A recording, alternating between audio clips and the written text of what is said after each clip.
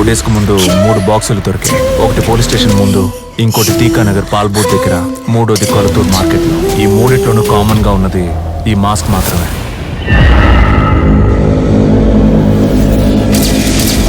గుర్తుపట్టగలిగారు sir?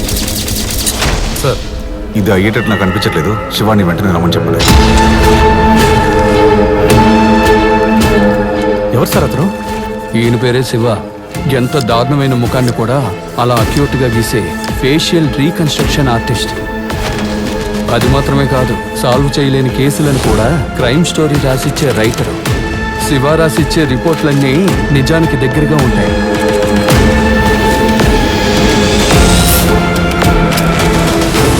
Dog ద్వారా కూడా lead దొరకకూడదని body మొత్తం పర్ఫ్యూమ్ చల్లేస్తున్నారు.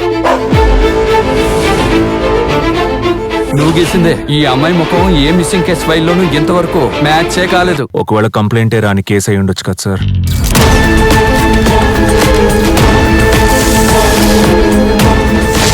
8 బాడీలు నీళ్లలోనే దొరికాయి.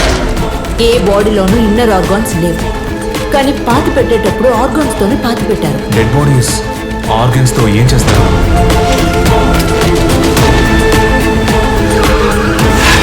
క్రైమ్ సీన్ రాసి ఇవ్వడంతో ఆపేయండికో. చేతులు సెపరేట్ గా, కాళ్ళు సెపరేట్ గా దొరికాయి. మనకి ఇది అవసరం మాకో. రాజేంద్రన్ సార్ నన్ను హెల్ప్ అడగకపోయినా ఈ కేసులో నేను ఉండేవాడిని.